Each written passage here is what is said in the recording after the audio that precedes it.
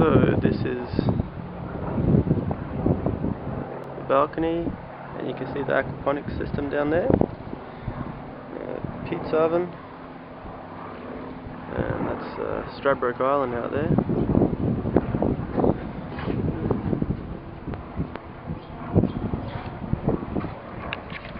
I'll zoom in a bit. Oh, can't zoom in.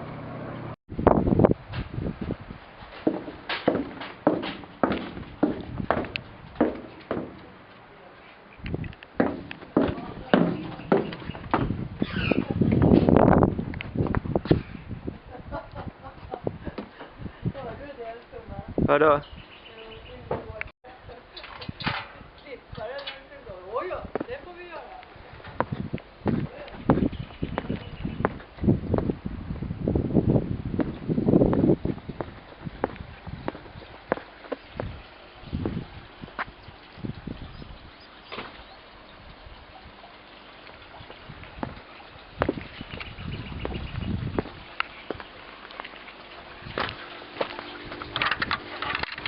So this is my aquaponics setup. It's the fish tank. Just turn it off. Turn off the backup.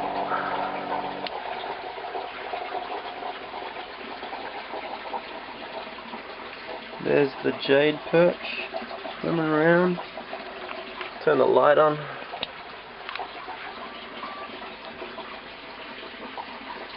They're getting bigger.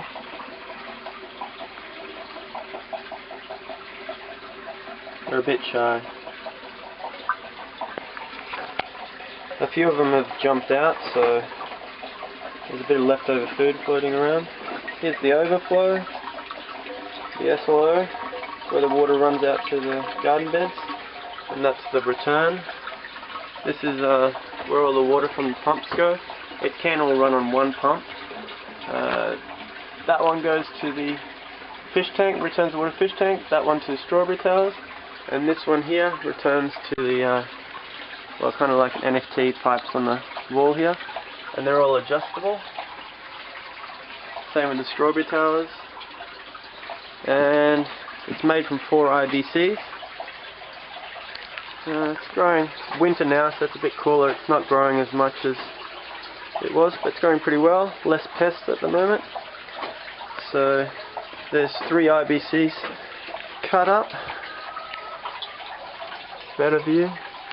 I've used the IBCs as the stands for the grow beds as well. It also gives me extra water capacity. These are pipes. Usually grow salads in them. We've used most of it at the moment, so they're growing again. There's a Bailey. He eats leftover fish food. These are the strawberry towers. There's 10 of them, and they're adjustable at the top to change the flow. It used to all go from one pump, but at the moment I'm using another pump to go to the strawberry towers to get more pressure, because I've added 5 more towers. There's about 7 plants in each tower, so about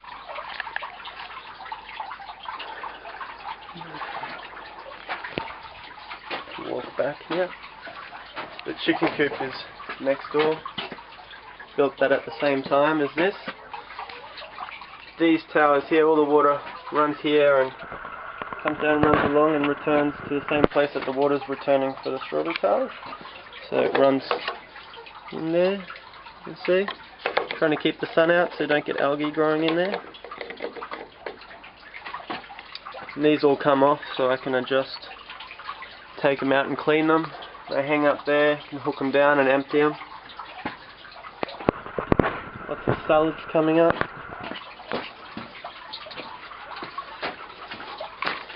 There's a backup, a battery for the boat pump, the bilge pump, and it comes on when the power goes off, so through this switch activates and allows the pump to come on. So if I switch this off, it actually starts up.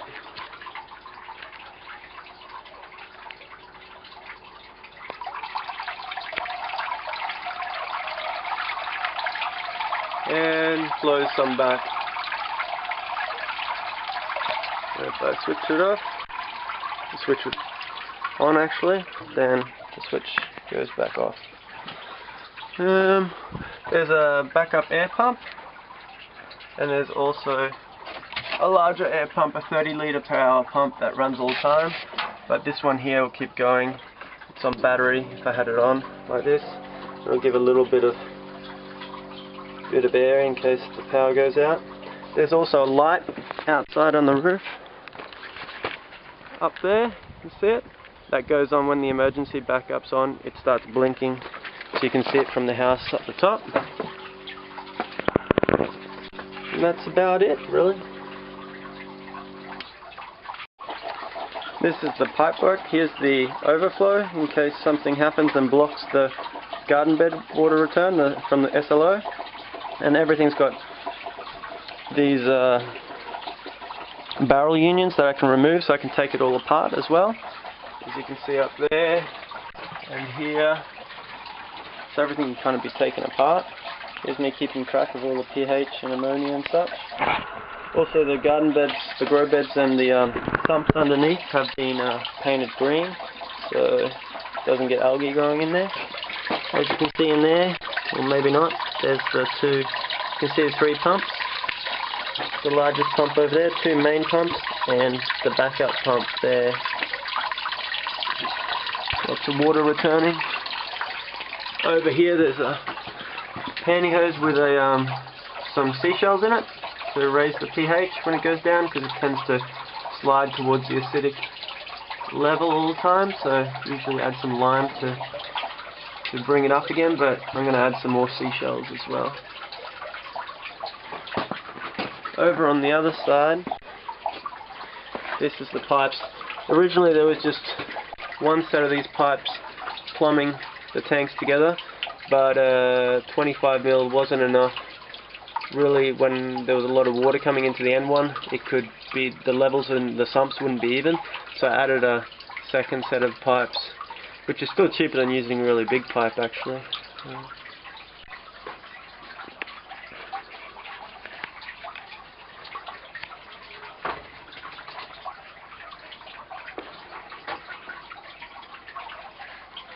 Alright, that's about it. This is where all the power is. You can see the main power coming in here. One switch controls all the pumps and air pumps. At the moment I got the backup switched off. Also some shelves here for all the testing kits, pH level tester, EC testing, some lime, iron, all the things you need. I bought an extra cap that screws on here so no one accidentally or deliberately lets out the water out of the fish tank.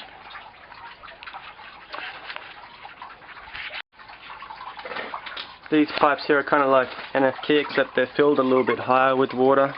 It's not really a film, nutrient film, it's more flooded.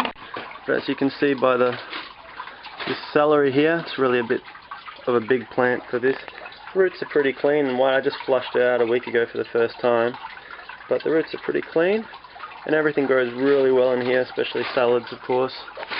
Usually it's flourishing over the top, but we've eaten up most of the salad at the moment and didn't really plant enough to replace it.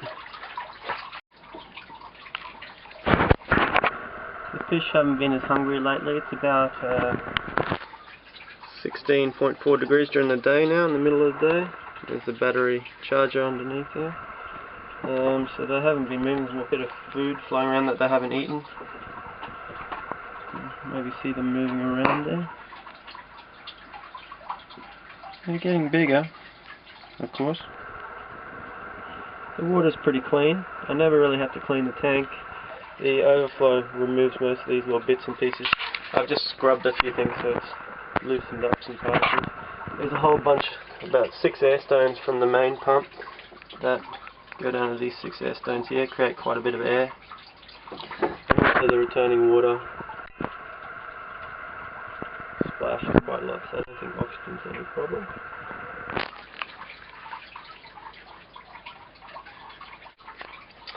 Now I'll turn the power back on. First the backup air pump. That's what it does when it's running off battery. And then the all the pumps and the air pump as well. You can see it creates quite a bit of movement just from the air pump.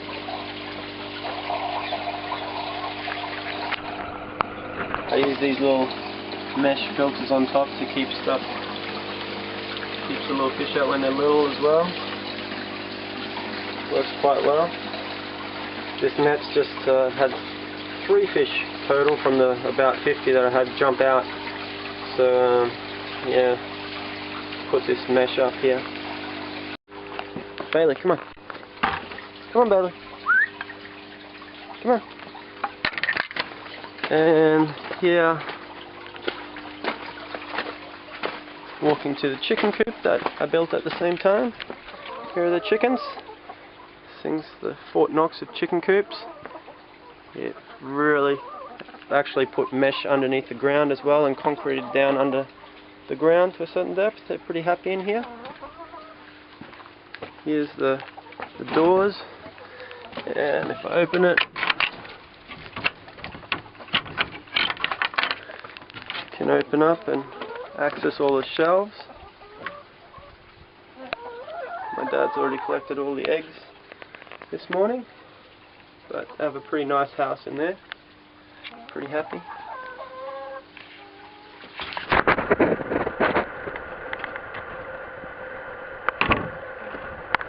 This is my black fly larvae kind of attempt to make some feed for the fish, and homemade feed for the fish and chickens. Unfortunately it's winter now and, well, there's not really many flies around, so I'll have to wait to see how well this works until later on. Bailey gets quite jealous of the chickens. He tries to eat their feed, which they don't like. He thinks it's his feed, so he doesn't like that they eat it. But he's pretty brave. If he goes in there, he's quite afraid because they're actually pretty big and they peck him quite well.